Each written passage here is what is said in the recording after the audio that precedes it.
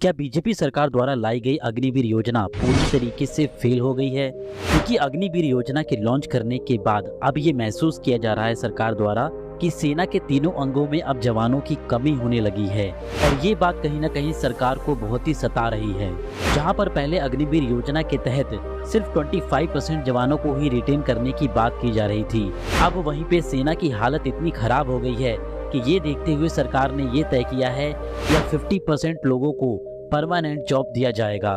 लेकिन यहाँ पे सवाल ये है कि सरकार को अचानक ये फैसला क्यों लेना पड़ा,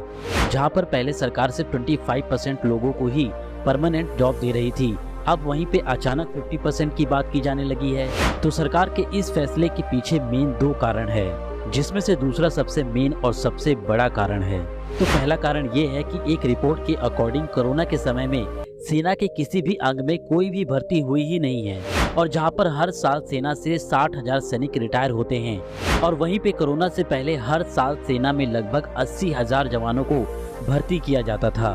अब वहीं पर अग्निवीर योजना के तहत सेना में बहुत कम लोग भर्ती हो रहे हैं। ऐसे में सरकार को ये लगने लगा है अब कि अगर इस योजना में अब बदलाव नहीं किया गया तो आगे चल के सेना में जवानों की बहुत ज्यादा कमी हो सकती है, इसीलिए अब इस योजना में बदलाव करने की बहुत जरूरत है।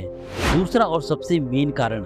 इस अग्निवीर योजना के अंदर सिर्फ 4 साल की नौकरी और उसके बाद ना कोई पेंशन और ना ही कोई फैसिलिटी मिलने वाली है किसी को भी, जिसकी वजह से अग्निवीर में भर्ती हुए जवान इसे छोड़ बीच में ही भाग जा रहे हैं। कभी कोई ट्रेनिंग के बीच में भाग रहा है, कभी कोई ज्वाइनिंग के बीच में छोड़कर भाग जा रहा है, क्योंकि ये कोई परमानेंट जॉब तो है नहीं। 4 साल बाद आर्मी इन्हें खुद निकाल देगी और उसके बाद ये क्या करेंगे इन्हें खुद नहीं पता, यानी जॉब सिक्योरिटी जैसी कोई चीज है ही नहीं यहाँ पे। इसीलिए वो आर्मी की नौकरी की जगह पे दूसरी सरकारी नौकरियों को ज्यादा प्रेफरेंस दे रहे हैं, जहाँ पे उन्हें परमानेंट जॉब भी मिलेगी और जॉब सिक्योरिटी भी मिलेगी। और इसी वजह से इस समय भारतीय सेना में 1,50,000 सैनिकों की कमी हो गई है और 60,000 सैनिक हर साल रिटायर भी हो रहे हैं, जिसकी वजह से सेना में जवानों की कमी बढ़ती चली जा रही है। और यही वो सारे रीजंस हैं जिसकी वजह से अब सरकार 25% नहीं बल्कि 50% अग्निवीरों को 4 साल बाद उनको परमानेंट कर देगी।